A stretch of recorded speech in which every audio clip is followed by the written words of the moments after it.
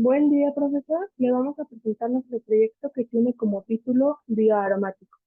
Mi equipo está conformado por América Arzate, Natalie Montes, Briana Franco, Edgar Guerrero y su servidora Alejandra Franco. Vamos a iniciar con el contenido de nuestra presentación. En primer lugar tenemos el objetivo, después seguiremos con la introducción, después con la ingeniería básica, biosíntesis de productos, recuperación y purificación del producto y finalmente ingeniería de procesos. Para comenzar tenemos nuestro objetivo, que va a ser la síntesis y el análisis de un bioproceso. En este caso el nuestro es los bioaromáticos. Con la introducción, los compuestos aromáticos forman una clase importante de moléculas orgánicas que encuentran aplicaciones en una amplia gama de campos como la fabricación de polímeros, como fibras, plásticos, recubrimientos, entre otros. También podemos encontrar los productos farmacéuticos, alimenticios, productos de cuidado personal, cosméticos y productos químicos. Hoy en día los compuestos aromáticos se producen exclusivamente a partir de fuentes fósiles, en particular a partir de benceno, fuleno y sileno, obtenidos del refinamiento del petróleo.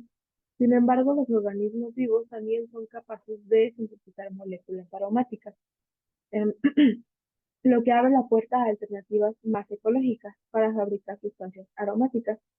Las plantas en particular producen de forma natural una amplia variedad de moléculas aromáticas, incluidos aminoácidos aromáticos, monolignoles y una gran variedad de metabolitos secundarios, como flavonoides, cumarinas y estilbenos.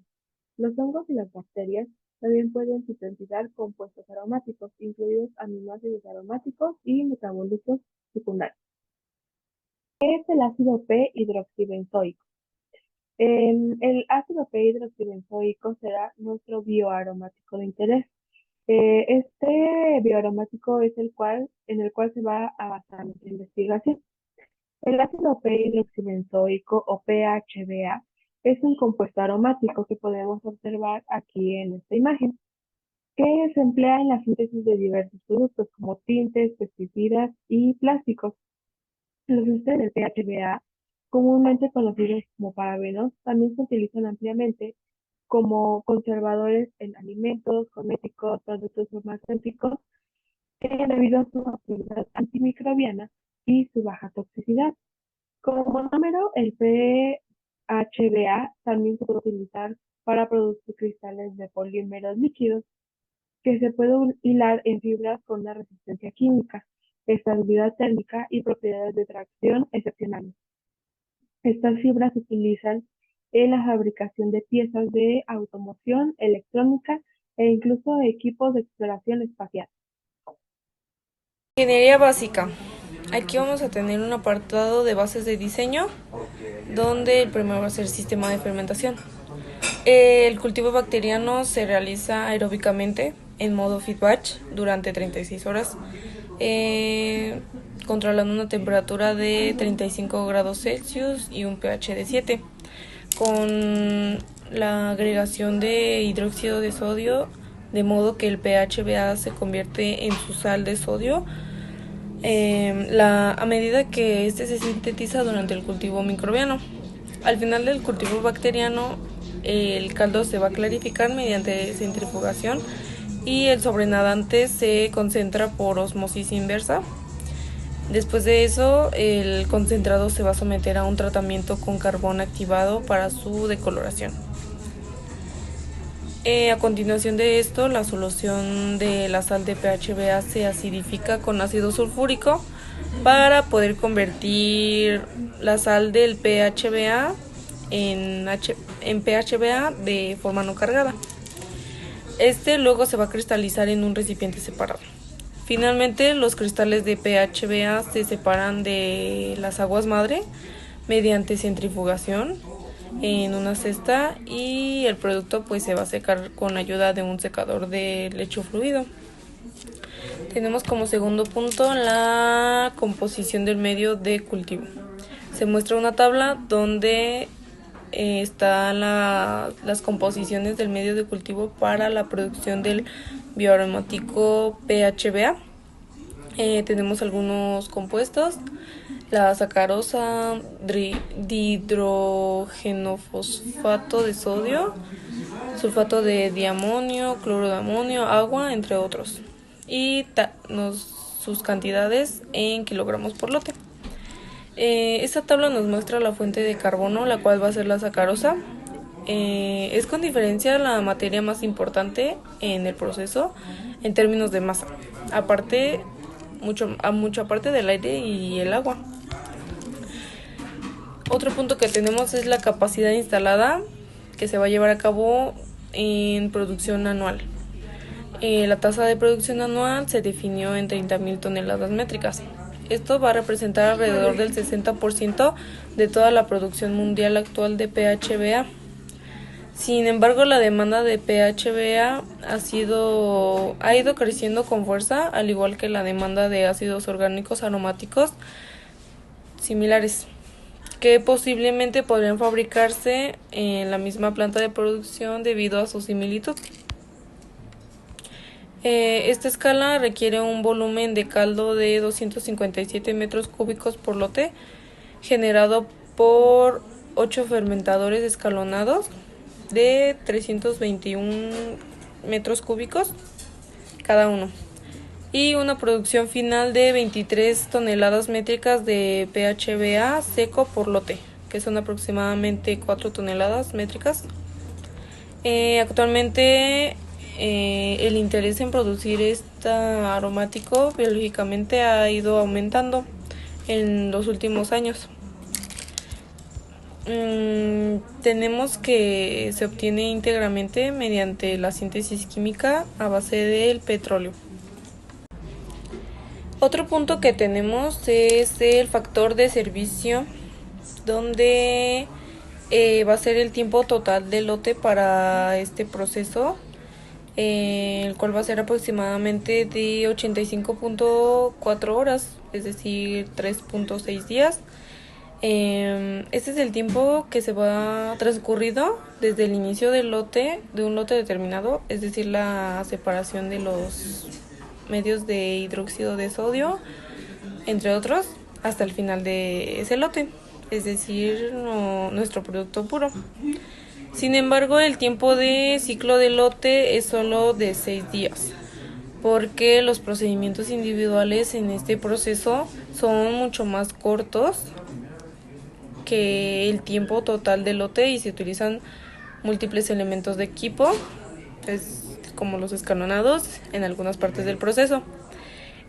Vamos a tener una pequeña formulita, la cual va a ser FS, factor de servicio,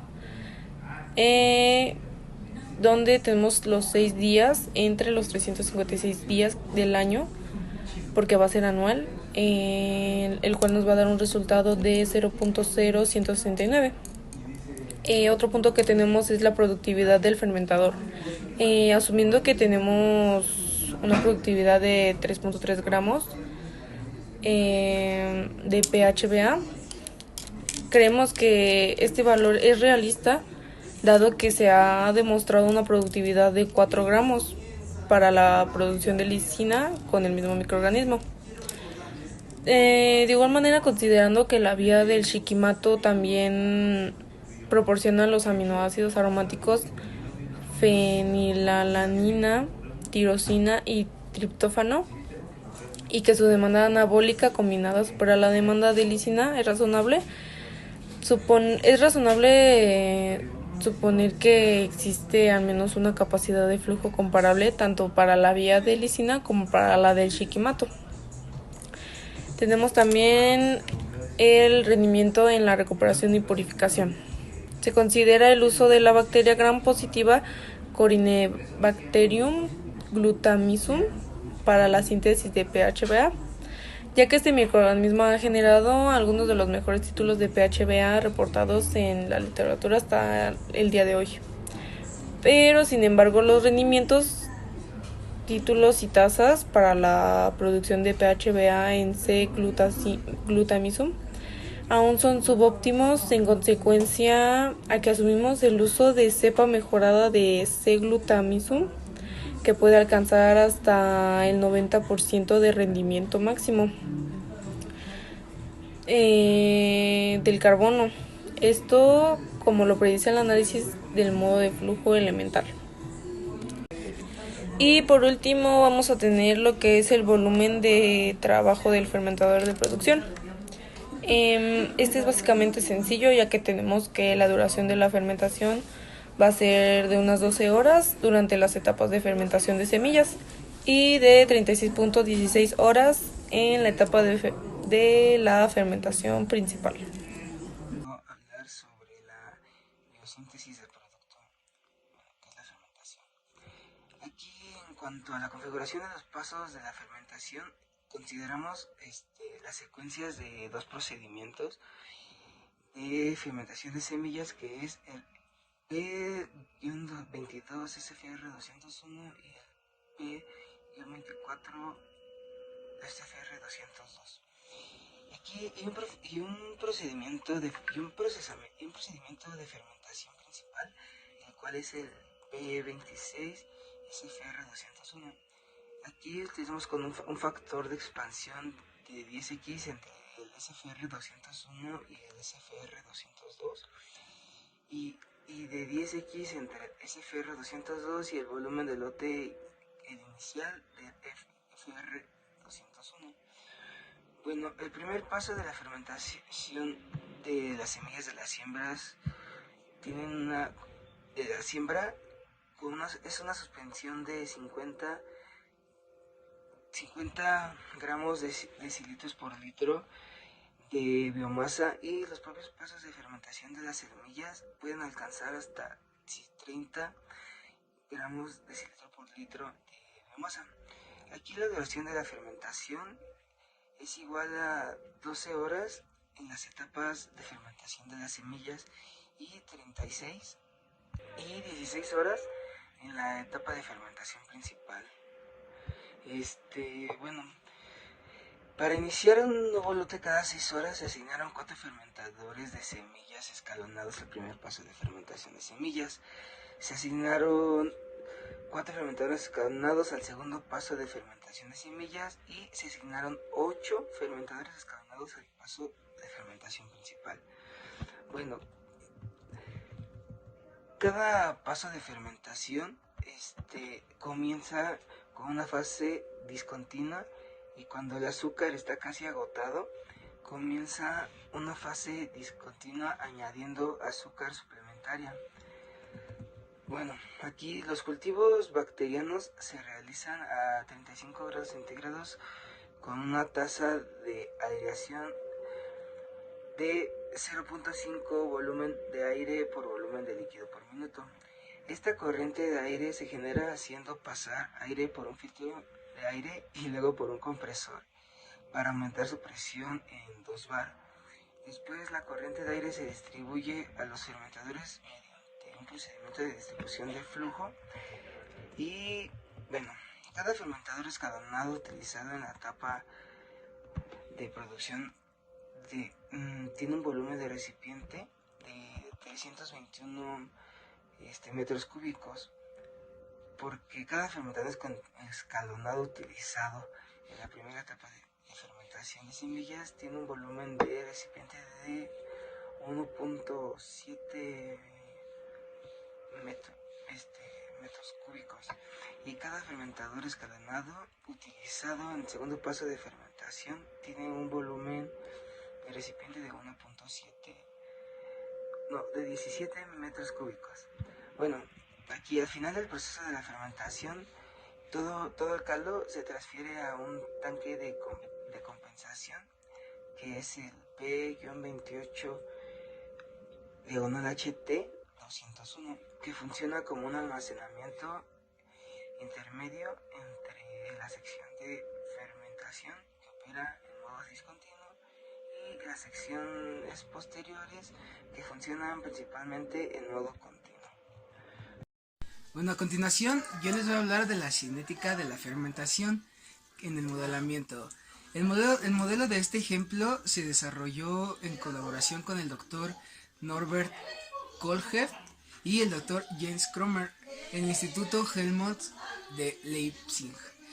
Alemania, basándose en su amplia experiencia en la producción microbiana de ácidos orgánicos aromáticos, así como en artículos y patentes revisados por pares y nuestro propio criterio de ingeniería.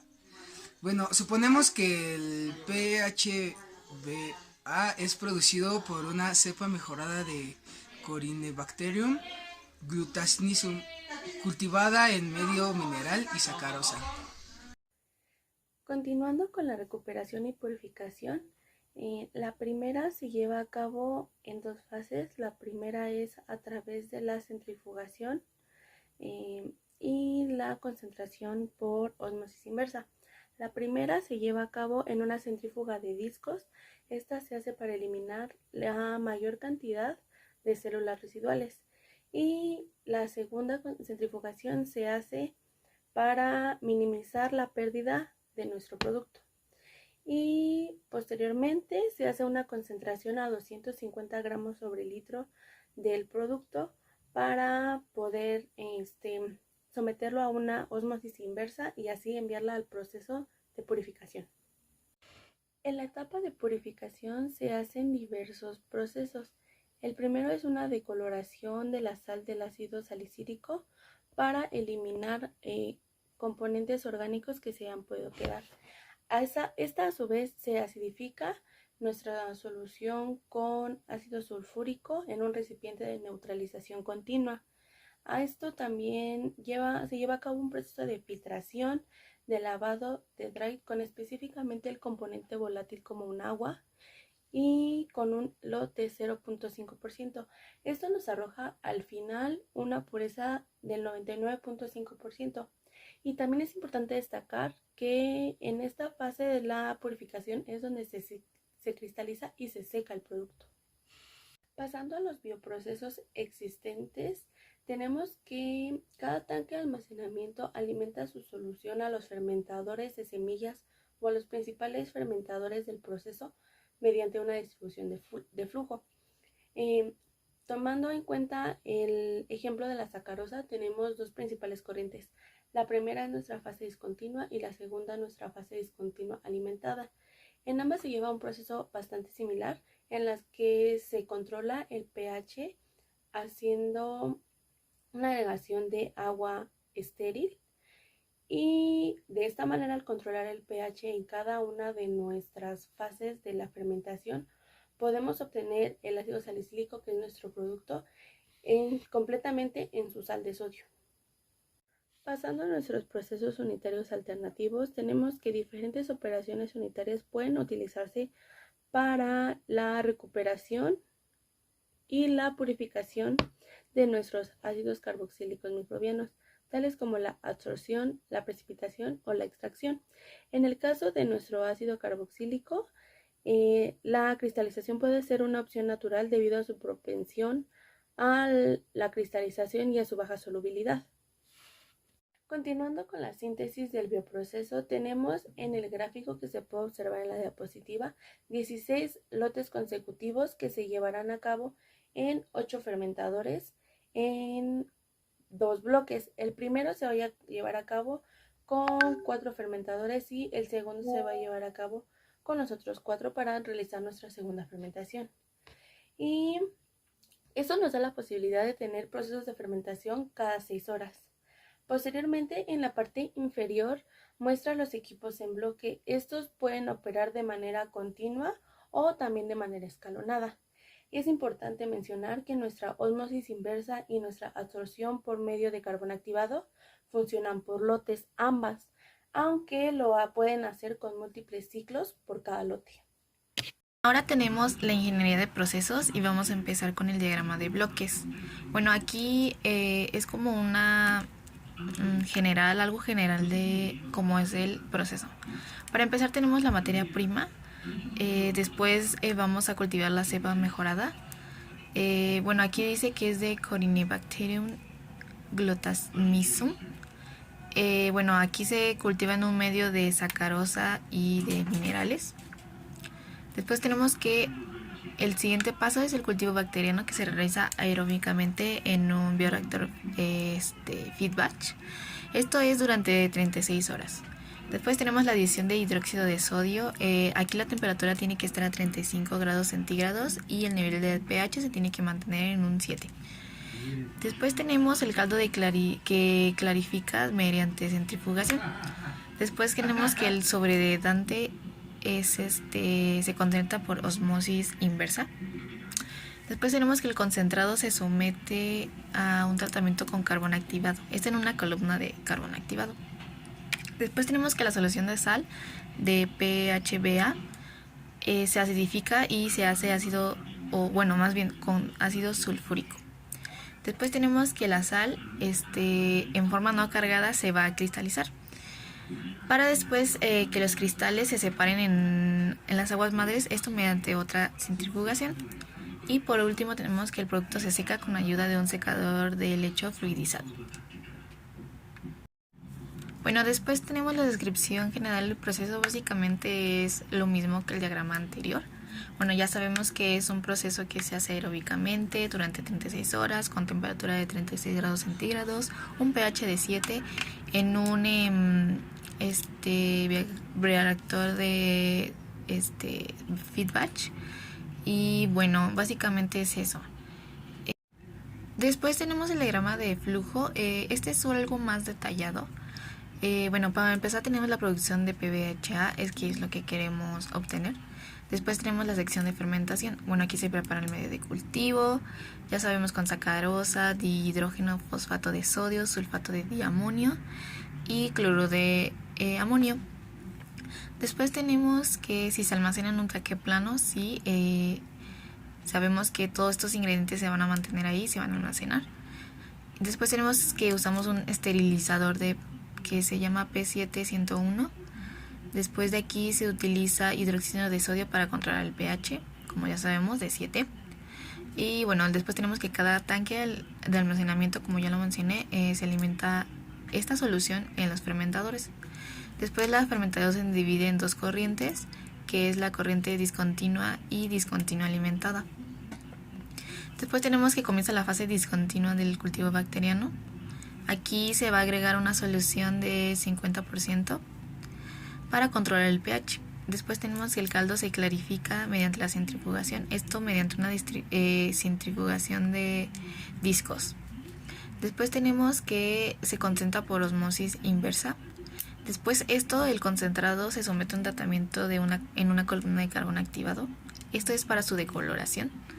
Después tenemos que la solución de sal se adifica con ácido sulfúrico. Esto es para convertir la sal en una forma no cargada.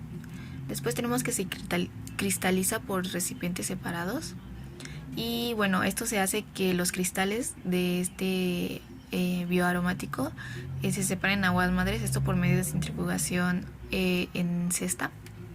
Después tenemos que el producto se seca con ayuda de un secador. Esto es el secador de lecho fluidizado. Y al final tenemos la obtención del PBHA. Bueno, tenemos la descripción detallada del proceso. Como ya dije, es como un resumen del diagrama anterior. Bueno, aquí sabemos que se requieren los 4 ingredientes: la sacarosa, que es la principal fuente de carbono. Después el dihidrógeno fosfato de sodio, que es una fuente de fósforo. Después el sulfato de diamonio, que es una fuente de nitrógeno y azufre también. Y el cloruro de amonio, que es otra fuente de nitrógeno. Bueno, todos estos componentes se disuelven en agua, se esterilizan térmicamente y se almacenan en un tanque de fondo plano. Esto antes de su uso. Aquí en la sacarosa se prepara una solución de 50%, mientras que las otras 3 sales se preparan como una solución única que contiene 4.2 gramos por litro de sulfato de diamonio, 44.8 gramos por litro de hidrógeno fosfato de sodio y 165.4 gramos por litro de cloruro de amonio. Bueno, ya sabemos que el esterilizador que se utiliza es el PZ101. Esto es para las soluciones de sacarosa con sal. Se utiliza hidróxido de sodio para mantener el pH y esto se almacena en un tanque de fondo plano. Y después se pasa este es un tanque de almacenamiento y esto alimenta su solución a los fermentadores de semillas y los fermentadores principales del proceso como procedimiento de distribución de flujo. Después, bueno, tenemos que en el caso de la sacarosa, la corriente de solución que alimenta cada fermentador se divide en dos corrientes, en la fase continua, discontinua y discontinua alimentada. Bueno, aquí se agrega agua estéril a los fermentadores y esto es para diluir los componentes que están en él y para que estén las concentraciones apropiadas para que se comience la fase discontinua del cultivo bacteriano. Bueno, aquí para controlar el pH se prepara una solución al 50% y también se almacena en un tanque de fondo plano. Bueno, al final de del cultivo se hace la centrifugación y luego la osmosis inversa y bueno, después el concentrado se somete a un tratamiento de carbón activado para su decoloración y después tenemos que la solución de sal se acidifica con ácido sulfúrico y finalmente los cristales de esta sal pues se van a cristalizar y se separan en las aguas madres mediante otra centrifugación en cesta y el producto se seca con ayuda de un secador de lecho fluidizado. Bueno, después tenemos los balances de materia y energía del proceso. La primera ecuación que tenemos aquí es el crecimiento microbiano en cada paso de la fermentación de semillas. Y bueno, está representada por la siguiente estequiometría de masa. Después tenemos la segunda ecuación, que aquí es el crecimiento bacteriano, también ocurre, como ya dije, en el paso de la fermentación. Aquí se sintetiza el pHBA y bueno, esta es la ecuación en la que representa. Después tenemos la siguiente ecuación. Bueno, aquí la neutralización del pHBA es por hidróxido de sodio y bueno, esta es la ecuación que se le atribuye.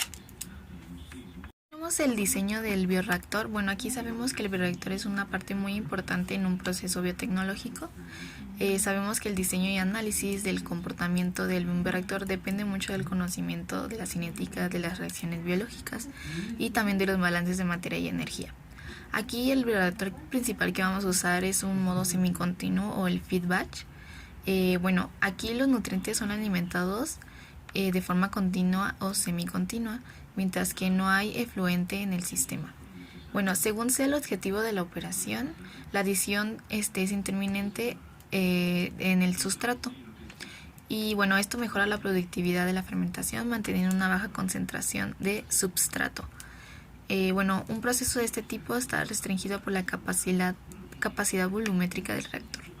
Después tenemos el apartado de diseño de los equipos de recuperación y purificación del proceso. Para empezar tenemos la centrifugación. Sabemos que en este proceso es la separación de sustancias de diferente densidad y mediante movimiento giratorio se da la centrifugación. Bueno, esta es una de las principales operaciones utilizadas para separar células de caldos biológicos. En sus fundamentos tenemos la ley de Stokes y la teoría de la sedimentación. Otra operación unitaria en este diseño de equipos es también la cristalización. Bueno, sabemos que consiste en separar un soluto de una solución mediante formación de cristales. Bueno, una vez formados estos cristales se separan y se obtiene un soluto con un alto grado de pureza. Sabemos que la cristalización es una operación ampliamente utilizada en los procesos biológicos y biotecnológicos también. Lo siguiente que tenemos es la lista de equipos que se utilizan en este bioproceso. Para comenzar tenemos el bioreactor feed batch, un secador de leche fluidizado, fermentadores de lotes consecutivos, una centrífuga de discos, un tanque de fondo plano, un evaporador de triple efecto, un secador rotatorio y una columna de carbón activado. Bueno, aquí tenemos dos ejemplos. Tenemos el secador y también tenemos la centrífuga de discos. Lo último que tenemos es la nomenclatura, características, bases y costos. Aquí nos vamos a enfocar más en los costos. Bueno, la inversión inicial que vamos a tener es de 118 millones y el costo unitario de producción es de 1.98 pesos por kilogramo. Bueno, vamos a suponer que un precio de venta es de 2.54 pesos por kilogramo de PHBA. Nuestro margen bruto sería del 22.6% y el retorno de la inversión de 20.26%. El periodo de recuperación es de 4 a 9 años pero estos números sugieren que nuestra inversión, nuestro presupuesto sería muy razonable. Pero el costo depende mucho de las instalaciones, de las materias primas, de los servicios públicos, y esto contribuye más al costo de operación.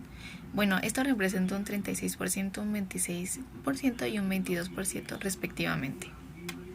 Bueno, como ya dije, la proporción del costo de las instalaciones sugiere una estrategia potencial para que este proceso sea un poco más atractivo en forma económicamente, y esto sería una reducción del costo total de compra de equipos, tal vez posiblemente a través de una intensificación del proceso. Por ejemplo, tenemos la cristalización y aquí el producto podría ser in situ. Esto puede ser una alternativa para mejorar el proceso de fermentación y al mismo tiempo recuperar materia prima del producto. El proceso posterior podría realizarse en menos pasos y el costo total de compra del equipo podría ser menor. Bueno, en cualquiera de estos casos son muchas suposiciones que nosotros hacemos, como el precio de la venta del PHBA o los costos de la materia prima, los rendimientos reales de fermentación, eficiencia de purificación, etc. Como resultado, la economía real de esta planta o de este proceso puede ser sustancialmente mejor o peor que la proyección que nosotros estamos dando.